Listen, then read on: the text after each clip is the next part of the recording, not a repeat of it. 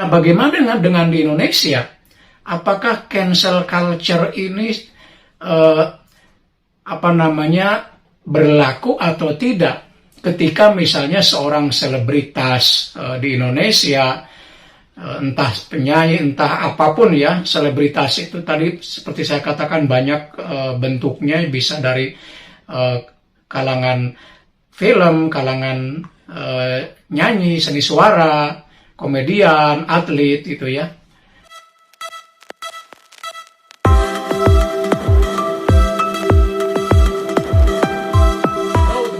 Bertemu lagi dengan saya di IRC 13 Channel. Apa kabar semuanya? Semoga Anda dan kita semua baik-baik saja, tetap semangat menjalankan aktivitas hidup. Teman-teman sekalian, di video kali ini saya akan membahas sebuah konsep ya, yang erat kaitannya dengan dunia selebritas. Ya, konsep itu adalah cancel culture. Ya. Nah, tapi sebelum saya menjelaskan apa itu cancel culture, saya ingin menjelaskan dulu terkait dengan selebritas. Ya. Selebritas itu bisa para artis ya, artis baik di dunia peran, misalnya aktor, aktris, maupun misalnya di dunia seni suara, ya, para penyanyi, para komedian, bahkan di dunia olahraga ya, para atlet, itu mereka bisa disebut kaum selebritas ya. Nah, di Indonesia yang menurut saya ada satu istilah yang kurang tepat digunakan untuk para selebritas, yaitu istilah figur publik atau public figure dalam bahasa Inggrisnya ya. Bahasa Indonesianya adalah figur publik. Ini juga sering salah kaprah ya, public figure. Atau public figure, harusnya adalah figur publik. Nah, istilah figur publik itu sebenarnya kurang tepat kalau digunakan untuk kaum selebritas ya, para artis atau kaum seni peran gitu ya. Nah, yang lebih tepat untuk kaum selebritas adalah para pesohor, jadi orang-orang yang terkenal. Karena memang mereka terkenal, setiap hari muncul di televisi, di media-media sosial gitu ya, baik dalam pemberitaan maupun dalam tayangan-tayangan lainnya, maka mereka tepat disebut pesohor, bukan figur publik. Kalau figur publik itu adalah orang-orang, tokoh gitu ya, yang dijadikan sandaran oleh masyarakat, dijadikan rujukan pendapatnya dan lain sebagainya ya. Itu figur publik. Nah, sekarang kita masuk ke konsep utama yang ingin saya jelaskan, yaitu cancel culture. Apa sih yang dimaksud dengan cancel culture? Budaya cancel. Nah, cancel sendiri ya kalau secara harfiah kita tahu cancel itu membatalkan, menghapus gitu ya. Nah, dalam konteks ini budaya terutama ya, konsep cancel culture itu sebetulnya sudah muncul sejak lama ya, bahkan sebelum dunia semakin masuk ke dunia teknologi komunikasi ya, atau dengan munculnya internet ya, itu sudah ada. Tapi memang kemudian konsep cancel culture ini makin populer ketika masuk ke dunia sekarang ini, di mana zaman saat ini adalah zaman ketika media sosial itu luar biasa.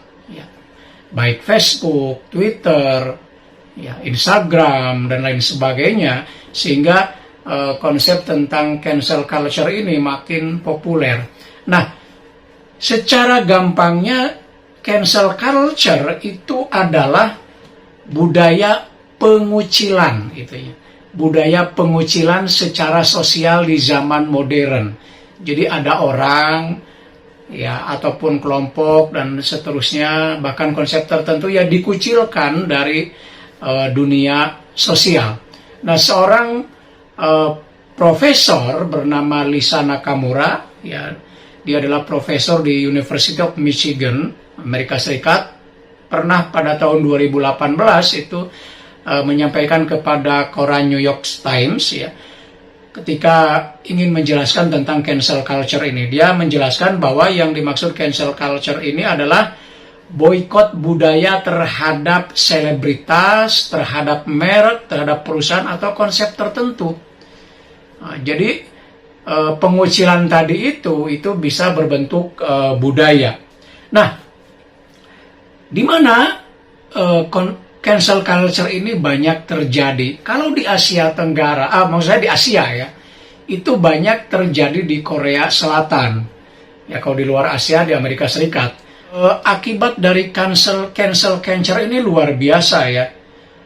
Bisa berakibat pada pembatalan sejumlah kontrak kerja, pengurangan scene dalam sebuah drama, atau bahkan penghapusan perannya dihapus, kemudian bahkan kepada boikot, dan juga fansnya berkurang. Nah, ada yang menarik nih, kasus terjadi baru-baru ini, misalnya kasus baru di MU, ini akan mengalami cancel culture, misalnya Mason Greenwood, seorang pemain muda MU yang lagi naik daun gitu ya, skill main bolanya luar biasa, tapi kemudian dia ketahuan melakukan penganiayaan terhadap pacarnya, Harriet Robson gitu ya, sampai babak belur. Akhirnya apa yang terjadi? Pemain-pemain MU itu rame-rame memboikot, rame-rame unfollow dari Instagramnya.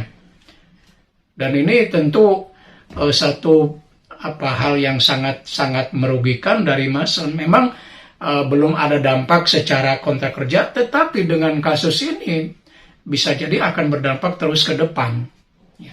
Nah, bagaimana dengan di Indonesia? Apakah cancel culture ini berlaku atau tidak ketika misalnya seorang selebritas di Indonesia, entah penyanyi, entah apapun ya, selebritas itu tadi seperti saya katakan banyak bentuknya, bisa dari kalangan film, kalangan nyanyi, seni suara, komedian, atlet gitu ya. Apakah terkena dampak cancel culture ini ketika melakukan misalnya sebuah kesalahan, terlibat skandal dan seterusnya? Ya, kita bisa lihat beberapa kasus ya. Apakah cancel culture ini di Indonesia ini berjalan atau tidak? Ya.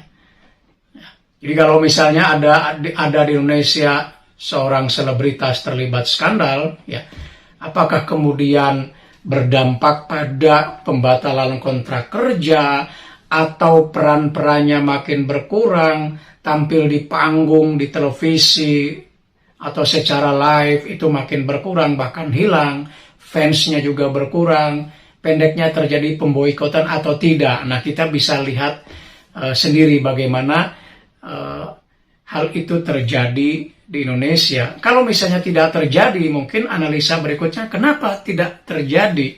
Ya.